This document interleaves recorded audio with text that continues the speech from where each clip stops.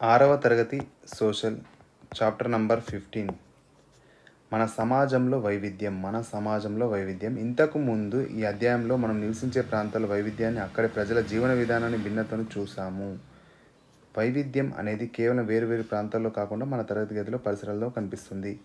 మన పరిసర ప్రాంతాల్లో వైవిధ్యం ఎలా ఉంది అనేది మనం ఈ బొమ్మలు చూసినట్లయితే ఇది ఒక బొమ్మ.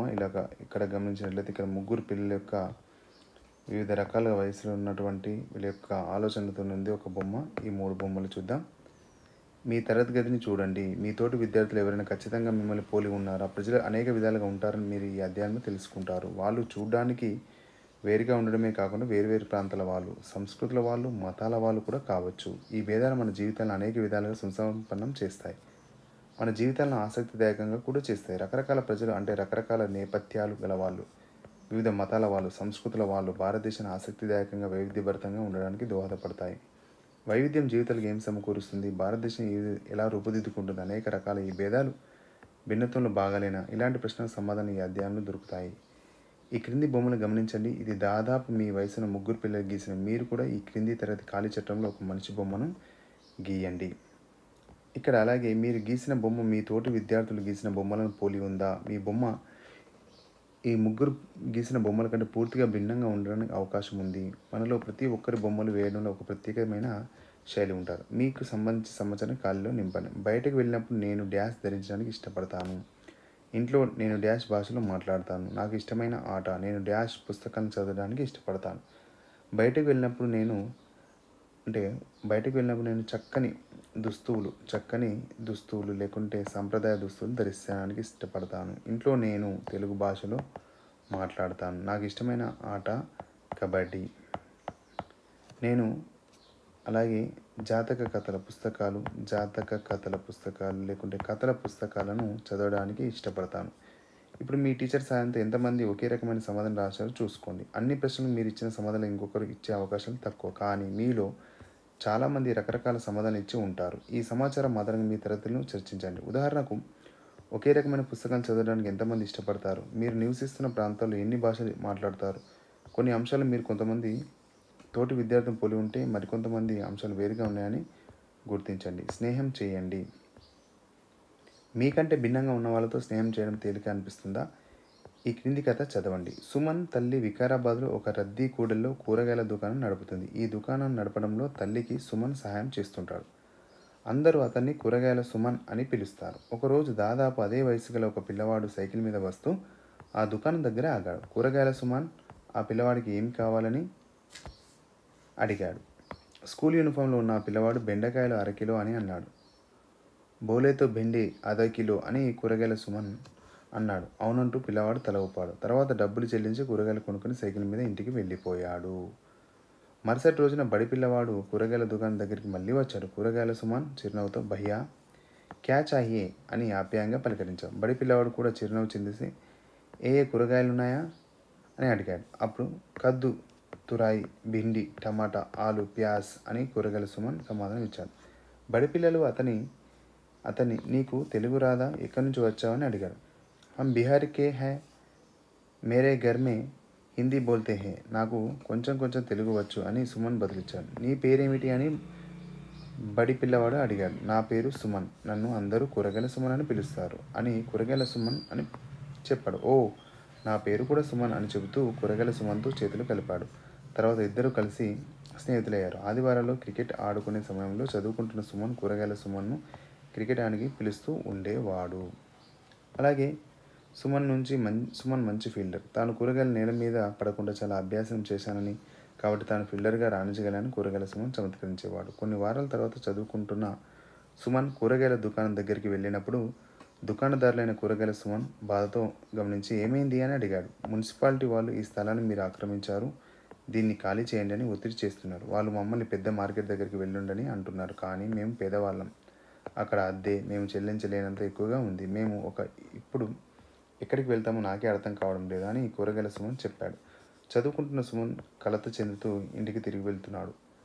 తన స్నేహితుడు తాను ఎలాంటి సాయం చేయగలనని ఆలోచించసాగాడు. 2 రోజుల తర్వాత కూరగాయలను కొనడం కోసం ఆ కూరగాయల దుకాణం గల స్థలానికి వెళ్ళేసరికి ఆ దుకాణం కనిపించలేదు. మున్సిపాలిటీ వాళ్ళ ఆ స్థలంలో అక్రమ అన్నింటిని తొలగించారని అక్కడ వాళ్ళు కూడా తెలుసుకున్నారు. చదువుకున్న సుమన్ దాని మీద విచారం వ్యక్తం చేశాడు. ఇద్దరు సుమన్లలో చాలా తేడాలు ఉన్నాయి. మాతృభాష, వాళ్ళ సొంత రాష్ట్రాలు, వాళ్ళు చేసే పనులు, వాళ్ళకు లభించే అవకాశాలు వంటి వాటిల్లో తేడాలున్నాయి. అయినప్పటికీ వాళ్ళిద్దరు స్నేహితులు కాగలరు. మరి భారతదేశంలో ఎలా ఉన్నాయి వైవిధ్యాలు? భారతదేశంలో ఎలా ఉంది వైవిధ్యం? విభిన్న సామర్థ్యాలు, భాషలు, సంస్కృతులు, మతాలు మొదలైన ఉన్న ప్రజల్లో మనం సహజీవనం సాగిస్తూ ఉన్నాం.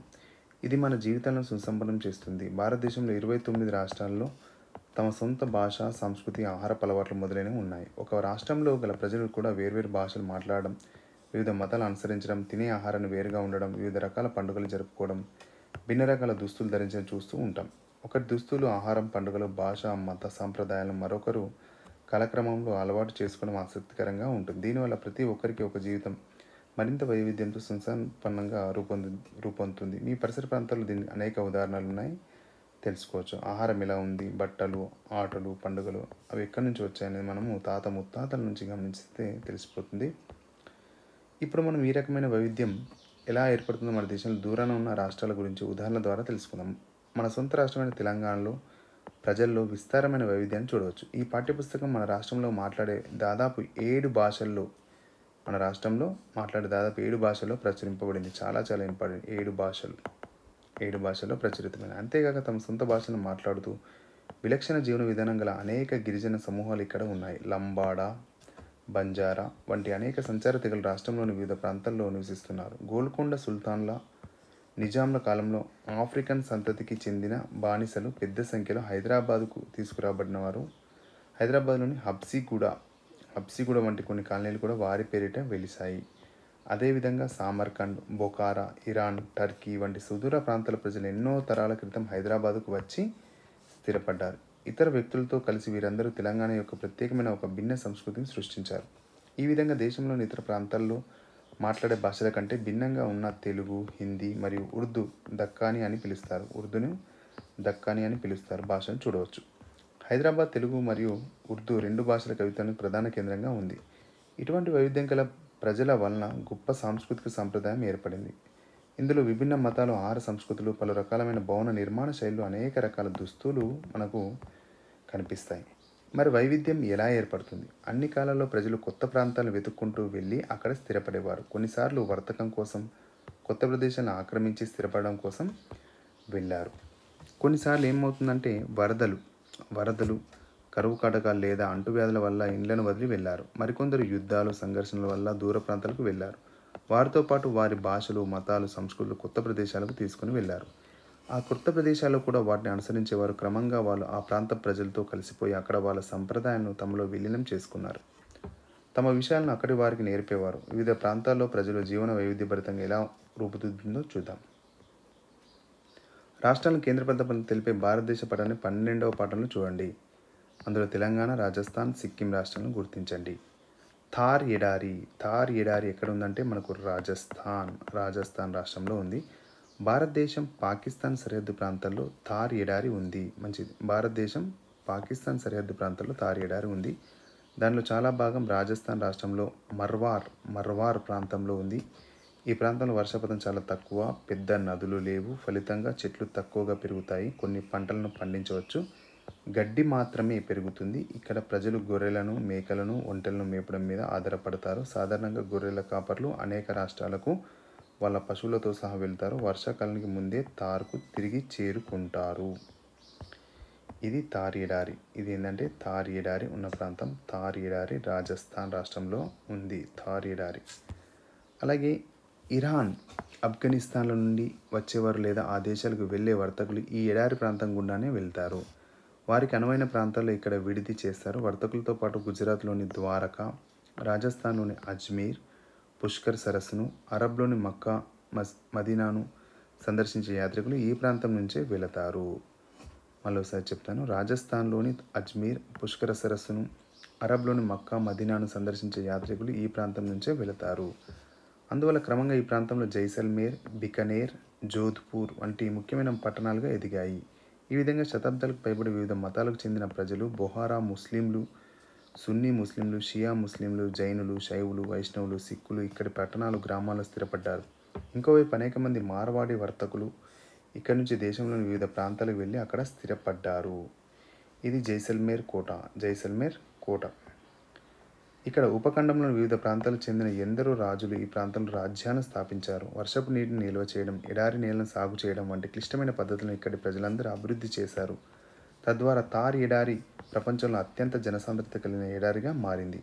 ఇక్కడి ప్రజలు ఒకప్పుడు సజ్జ రొట్టెలను పెసరపప్పు లేదా మినపపప్పుతో తినేవారు. సంగ్రీ చెట్లు, ముండ్ల పొదలకు కాసే కూరగాయలను తినేవారు. వీటిని ఎండబెట్టి నిల్వ చేసుకుని ఏడాది పొడవునా తినేవారు. అయితే ఇప్పుడు మనకు అక్కడ ఇడ్లీ సాంబార్ నుంచి పిజ్జాలు, ఐస్ క్రీంల వరకు అన్ని రకాల ఆహార పదార్థాలు దొరుకుతున్నాయి. ఈ ప్రాంతంలో పశువులు బాగా పాలిస్తాయి. వీటితో పసందైన మిఠాయిలు చేస్తారు. థార్ ఎడారిలో బికనీర్ నగరం మిఠాయిలకు, చిరుతిండ్లకు ప్రసిద్ధి. బికనీర్.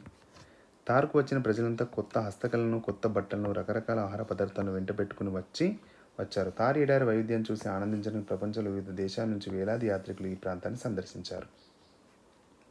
అలాగే సిక్కిం రాష్ట్రం. హిమాలయాలు తూర్పు ప్రాంతంలో ఉన్న సిక్కిం చిన్న రాష్ట్రం. హిమాలయాలో ఎత్తైన శిఖరాలు ఒకటైన కాంచనగంగా సిక్కింలోనే ఉంది. కాంచనగంగా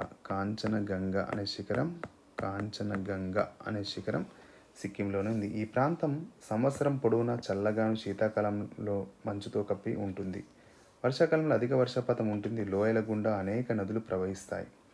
భారతదేశంలో నేపాల్, భూటాన్, టిబెట్ అంటే చైనాల సరిహద్దు ప్రాంతంలో సిక్కిం రాష్ట్రం ఉంది. అందువల్ల ఇక్కడ అన్ని ప్రదేశాల ప్రజలు స్థిరపడ్డారు. అందువల్ల కొందరు నేపాలీలు, మరికొందరు టిబెటన్లు ఇక్కడ ఉంటారు. ఇక్కడ రూమ్ టెక్ మఠం మనకు సిక్కిం రాష్ట్రంలో కనిపిస్తుంది. అలాగే ఇక్కడ చూస్తే భూటానీలు కూడా ఉన్నారు. సిక్కిం ప్రజలు 11 భాషలు మాట్లాడతారు. సిక్కిం ప్రజలు ఎన్ని భాషలు మాట్లాడతారంటే 11 భాషలు మాట్లాడతారు యావరేజ్గా. బౌద్ధ మతాన్ని తెచ్చిన టిబెటన్ లామాలతో వీళ్ళకు అత్యంత సన్నిహితం ఉంది. సిక్కింలో వీరు చాలా సుందరమైన మఠాలు నిర్మించారు. ఇక్కడ కాంచనగంగా చూడండి ఎలా ఉందో.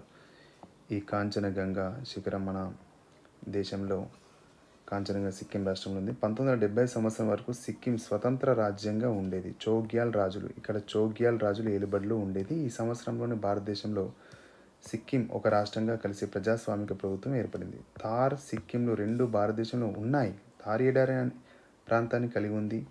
సిక్కిం హిమాలయాల పర్వత శ్రేణిలో ఉంది. భిన్నమైన సంస్కృతుల ప్రభావం కేవలం గతానికి సంబంధించిందే కాదు, మనం ప్రస్తుత కాలంలో కూడా ఉపాధి కోసం ఒక ప్రాంతం నుంచి మరొక ప్రాంతానికి వెళ్తున్నాం. మనతో పాటు మన ఆచార వ్యవహారాలు తీసుకుని వెళ్తాం. కాలక్రమంలో కొత్త ప్రదేశంలో మన జీవన విధానం ఒక భాగం అవుతుంది. అదేవిధంగా ఇతర ప్రాంతాల ప్రజలు కలిసి నివసిస్తాం. మనమందరం కలిసి చేసే పనులు మన రోజువారీ జీవన విధానంలో అవుతాయి. ఆచారాలు, ఆ సంప్రదాయాల జీవన ప్రక్రియలో భాగం అవుతాయి. అలాగే పాండిచ్చేరి దక్షిణ భారతదేశంలో ఉంది. ఇది దక్షిణ భారతదేశంలో, భారతదేశం ఆగ్నేయ తీరంలో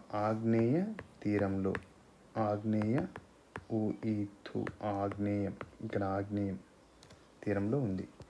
ఆగ్నేయ తీరంలో గల చిన్న రాష్ట్రమే పాండిచ్చేరి అనేక యూరోపియన్ వ్యాపార సంస్థలకు డచ్, పోర్చుగీస్, ఇంగ్లీష్ మరియు ఫ్రెంచ్ వారిని ఆకర్షించింది. వారు వర్తక కేంద్రాలు మరియు చిన్న చిన్న కాలనీలు స్థాపించారు. కాలక్రమంలో 1954 వరకు పాండిచ్చేరి ప్రజలు ఇండియన్ యూనియన్లో చేరడానికి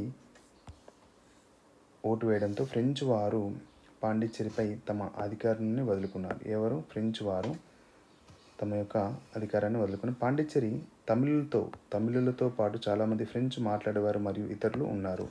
బ్రిటిష్ వారికి వ్యతిరేకంగా భారతదేశంలో స్వాతంత్ర ఉద్యమం నడుస్తున్న సమయంలో తమిళనాడుకు చెందిన గొప్ప జాతీయవాద కవి అయినటువంటి సుబ్రహ్మణ్య భారతికి మొదట్లో బెంగాల్ నుండి విప్లవ జాతీయవాదిగా పనిచేసి తదనంతరం ఆధునిక భారతదేశం యొక్క ఒక ముఖ్యమైన ఆధ్యాత్మిక ఋషిగా అవతరించిన అరవిందో ఘోష్లకు పాండిచ్చేరి ఆశ్రయం ఇచ్చింది. అందువల్ల భారతదేశం అంతటి నుండి పెద్ద సంఖ్యలో భక్తులు ఇక్కడికి వచ్చి స్థిరపడ్డారు. అరవింద్ ఘోష్ మరియు ఫ్రెంచ్ శిష్యురాలు అయిన అమ్మ అరవింద్ ఆశ్రమాన్ని స్థాపించారు. శాంతి మరియు ప్రపంచ సహకారం అనే సందేశాన్ని వ్యాప్తి చేయడానికి ఐక్యరాజ్య సమితి ఐరాస యొక్క మద్దతుతో ఆరోవిల్లే అంతర్జాతీయ గ్రామం స్థాపించబడింది. భారతదేశంలో విభిన్న సంస్కృతులు కలిసిపోవడం మాత్రమే కాదు, మానవజాతి ఏకత్వానికి వేడుక చేసేందుకు మొత్తం ప్రపంచంలోని ప్రజలు కలిసి ఉంటారనేది పాండిచ్చేరిగా ఉదాహరణ ఉంది. ఆరోవిల్లే మైత్రి మందిరం ఇది పాండిచ్చేరిలో ఉంది. భిన్నత్వంలో ఏకత్వం. గత అనేక శతాబ్దాల నుండి వైవిధ్యం ఉన్నప్పటికీ తమ సంస్కృతులు, మతాలు, రాజకీయ వ్యవస్థల కలయికతో భారత్ ఒక దేశంగా ఆవిర్భవించింది. ఇది వైవిధ్యం సమ్మిళితం యొక్క చరిత్ర భారతీయులకు ఒక జాతిగా ఏకం చేసి బ్రిటిష్ పాలన పోరాటానికి సహాయపడుతుంది. ఈ సామూహిక పోరాట జాతీయోద్యమే. ఇక్కడ మనం చూద్దాం. రక్తపు టేరులు ప్రవహించిన రోజు మర్చిపోవద్దు ఓ స్నేహితుడా, మీ సంతోషాల మధ్య మమ్మల్ని తలుచుకొని ఒక కన్నీటి చుక్క రాల్చండి. వేటగాడు ప్రతి పూరెకు రాల్చేశాడు. ఎడారి తోటలో ఒక పూల మొక్క నాటు ఓ స్నేహితుడా, తూటాలకు రాలిన మేం జలియన్ వాలా బాగ్లో నిద్రిస్తున్నాం. ఈ ఒంటరి సమాధిపై ఒక దీపం వెలిగించు ఓ స్నేహితుడా, హిందువులు ముస్లింలు రక్తం ఈరోజు కలిసి ప్రవహిస్తుంది. నీ బట్టలను ఈ రక్తపు టేరులో ముంచు ప్రియ స్నేహితుడా. కొందరు జైళ్లలో మగ్గుతున్నారు, కొందరు సమాధుల్లో నిద్రిస్తున్నారు. వాళ్ళ కోసం కన్నీళ్లు కార్చు ఓ స్నేహితుడా. భారత ప్రజానాయక మండలి ఇఫ్టా. జలియన్ వాలా బాగ్ దారుణ మరణకాండ తర్వాత ఈ పాట పాడసాగారు. అమృత్సర్లో ఎటువంటి ఆయుధాలు లేకుండా ప్రశాంతంగా సమావేశమైన ప్రజలపైన కాల్పులు జరపాలని బ్రిటిష్ జనరల్ ఆదేశాలు జారీ చేయడంతో ఎంతోమంది చనిపోయారు, ఇంకా ఎంతోమంది గాయపడ్డారు. బ్రిటిష్ దమనకాండ, హత్యాకాండాన్ని అణిచివేత పట్ల తమ నిరసన తెలియజేయడానికి స్త్రీలు, పురుషులు, హిందువులు, సిక్కులు, ముస్లింలు, ధనికులు, పేదలు సమావేశమయ్యారు. ఈ సాహసికులకు గౌరవ సూచకంగా ఈ పాట రాశారు, పాడుతున్నారు. వైవిధ్యతను గౌరవించే మన దేశ ఘన సంప్రదాయాన్ని స్వాతంత్ర పోరాటంలో తయారైన పాటలు, సంకేతాలు తెలియజేస్తాయి. జాతీయ జెండా కథ మీకు తెలుసా? బ్రిటిష్కి వ్యతిరేకంగా నిరసన సంకేతంగా దాని ప్రజలను దేశమంతటా ఉపయోగించారు. Jawaharlal Nehru discovery of India చాలా చాలా ఇంపార్టెంట్. జవహర్లాల్ నెహ్రూ రాసింది డిస్కవరీ ఆఫ్